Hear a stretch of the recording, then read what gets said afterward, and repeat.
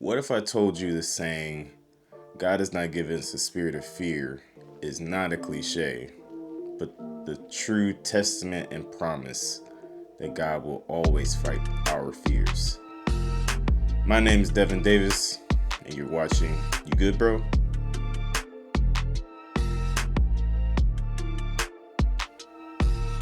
Welcome to today's episode.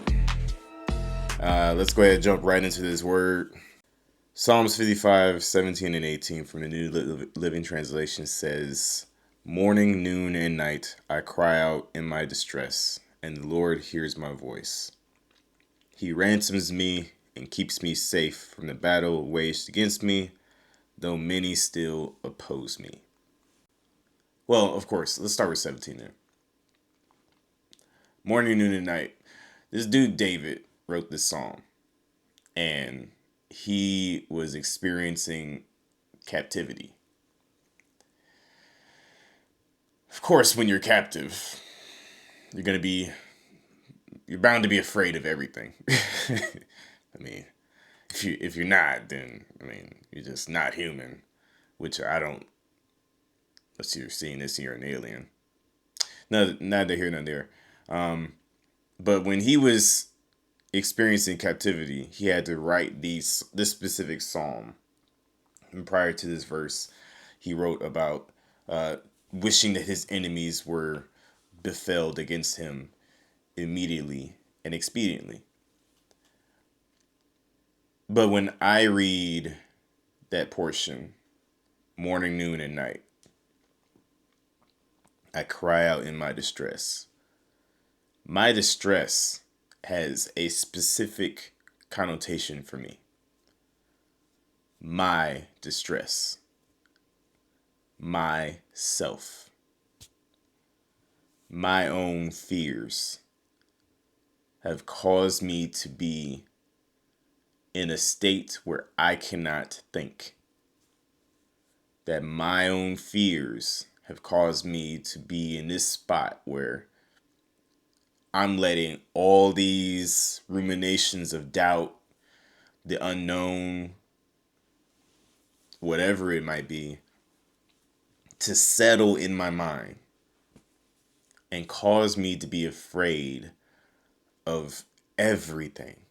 And so I cry out in my distress, crying.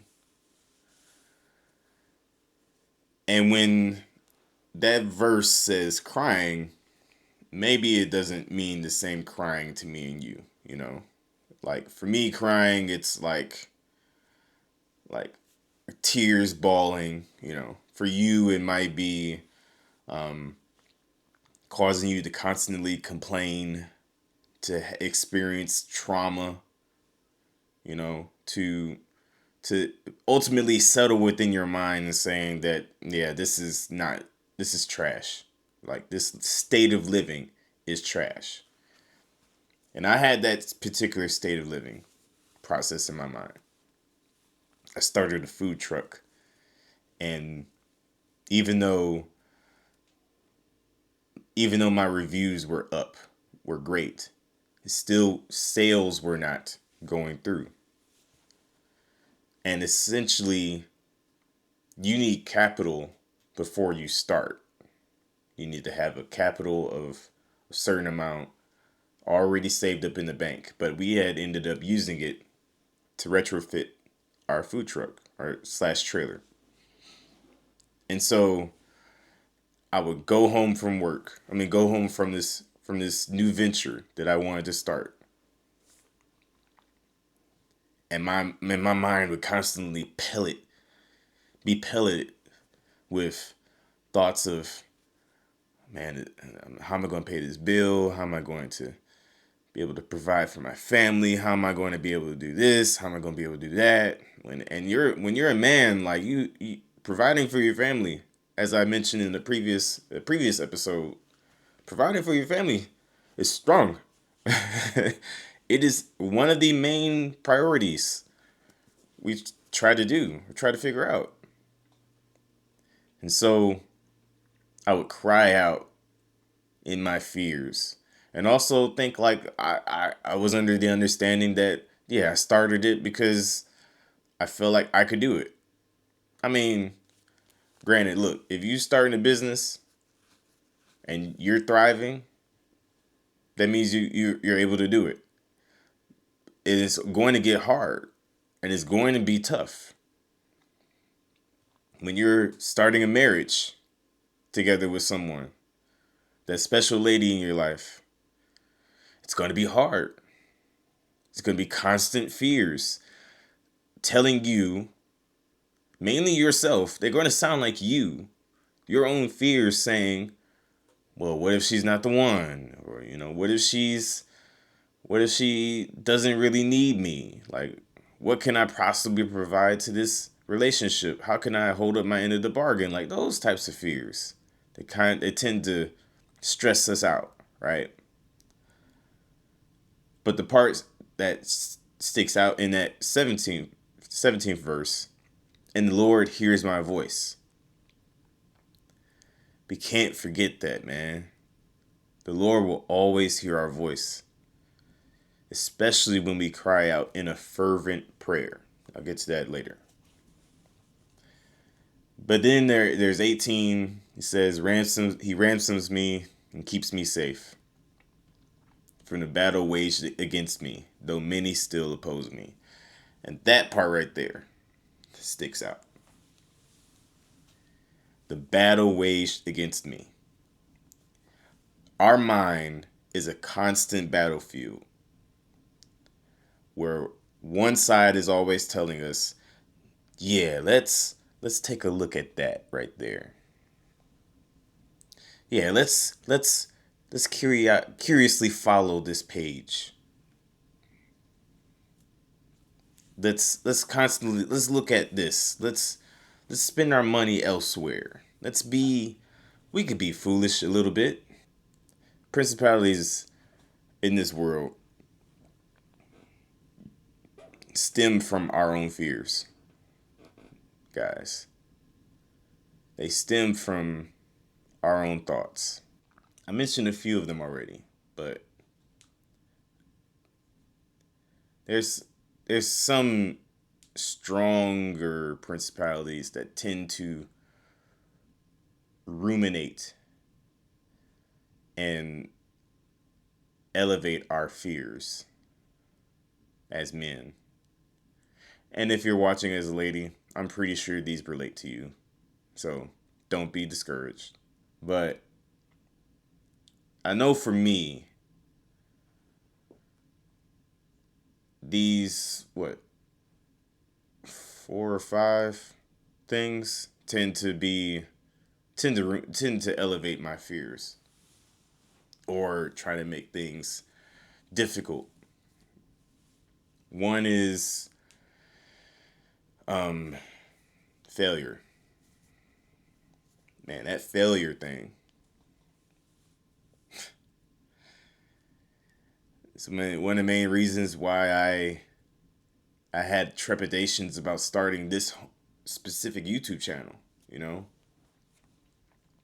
Like I had thoughts of what if this fails? Like, but I mean, or writing that book right there. Like, what if it fails? Like, what if I don't get sales? What if and I just kept on thinking about all these negative things that contributes to failure. Doubt is another one. Doubt tends to run neck and neck with failure, running close second behind it. But doubt can cause you to be stressed out as a leader in your own household, in your own marriage, as a father. Like, what if this job fails, or what if this job falls through? What if I can't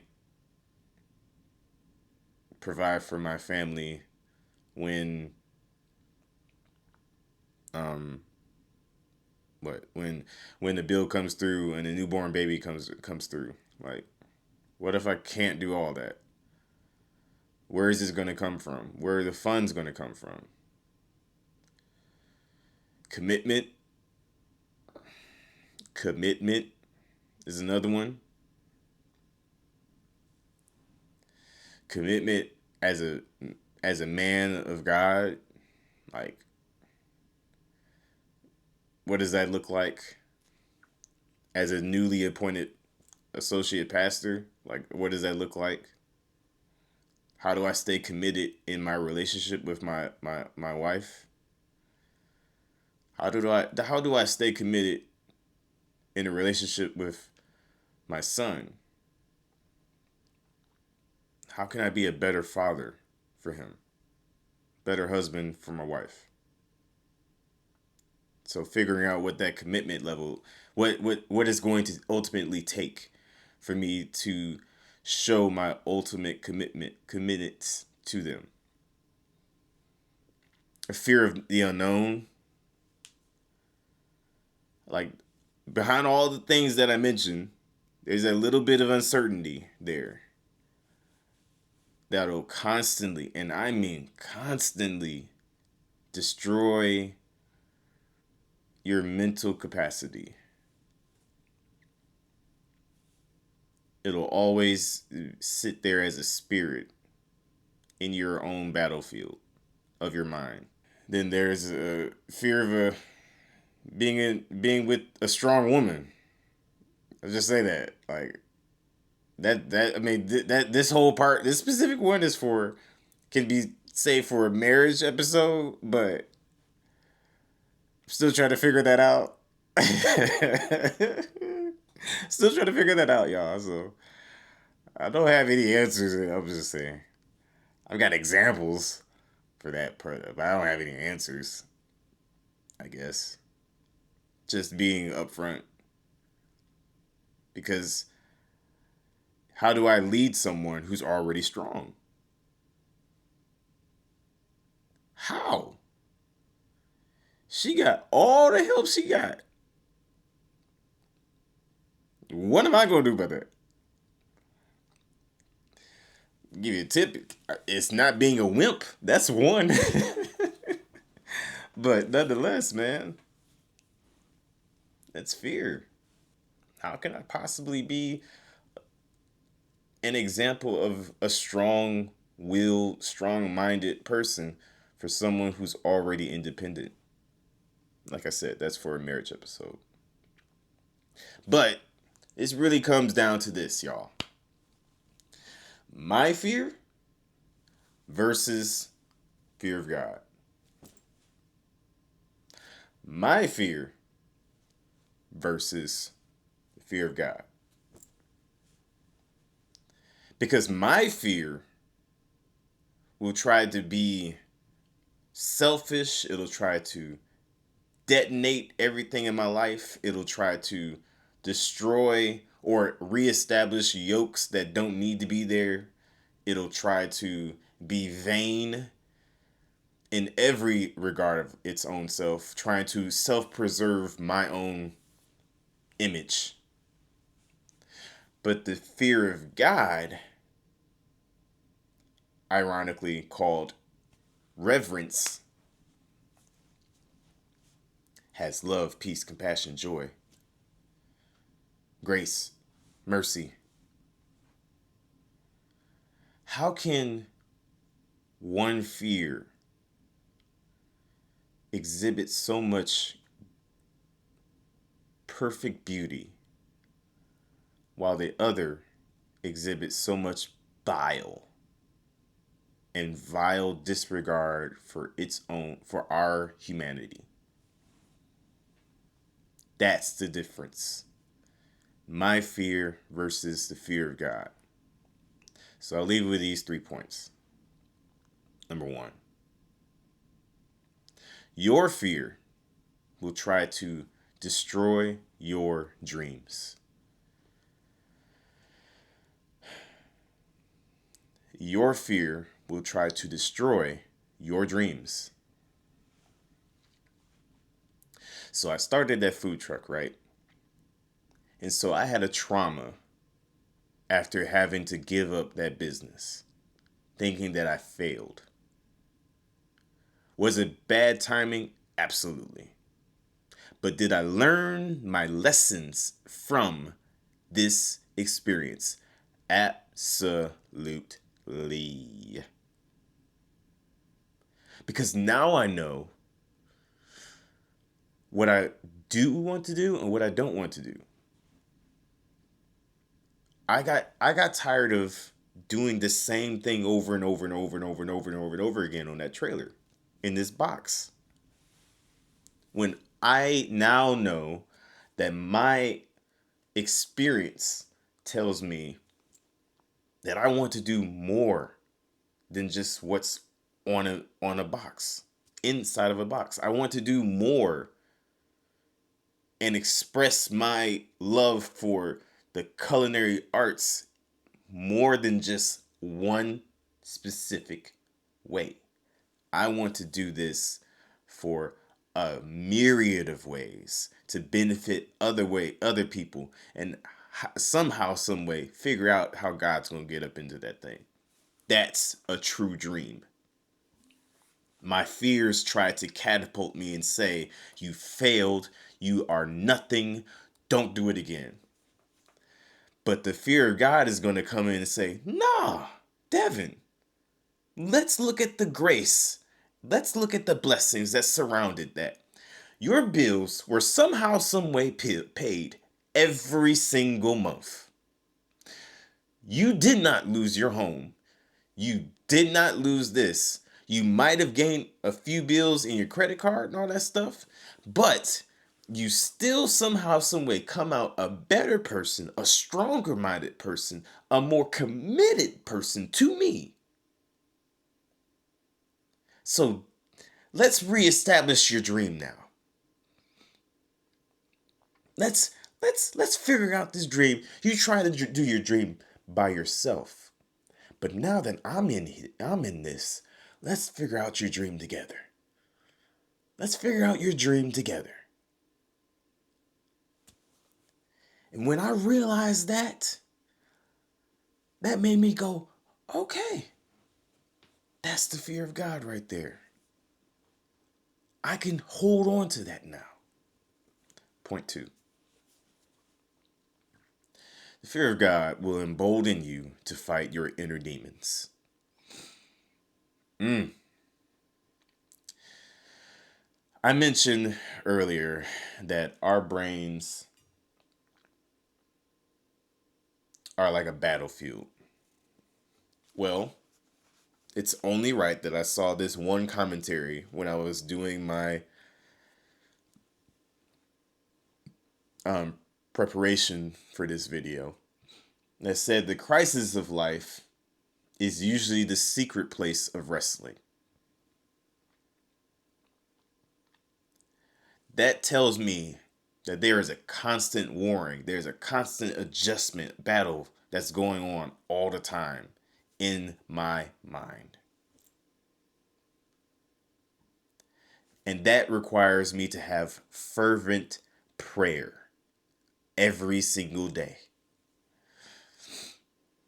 Because with this fervent prayer, I can then go and say, all right, let's fight this demon that's in my mind.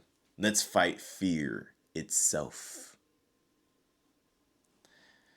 I'm not afraid to fight myself. Self, time for you to step it up. Self, time for you to push back a bit. Self, it's time to not watch what's on that screen. Self, let's look the other way when that certain someone walks past. I'm just saying. I'm not telling you what I heard. I'm telling you what I know. So that's what the fear of God will embolden you to do. And then number 3, the fear of God will leave you with peace of mind and of understanding. The fear of God will leave you with peace of mind and of understanding. I want to point out this specific verse Jesus is teaching in John 14:27. I am leaving you with a gift, peace of mind and heart. And the peace I give is a gift the world cannot give. So don't be troubled or afraid. When we honor when we give him true reverence, we're telling ourselves that I'm ready to step up and step out against my own odds. I have him still backing me up. I have him still in my heart. I have him in my mind. I have him in my soul. And now I'm allowing you, God, to have this, to give me the ultimate peace of mind. That is when we allow and say, God, I ultimately revere you and only you. I can no longer allow Devin Maurice Davis to ruin my life. I can no longer allow, insert your name here, to ruin my life. I can no longer allow it, because I have something destined for me that I cannot let go, that I will chase after, because he gave me a purpose and now I have to live it out. So don't be afraid. Do not be afraid. Allow yourself to just sit back and ultimately say, you know what? Today's the day. Today's the day that I embrace the unknown with an enormous amount of faith, an enormous amount of love for God, an enormous amount of grace from God. I embrace the unknown. I am willing to step up and fight against all principalities, especially those of my mind. The only fear you need is reverence.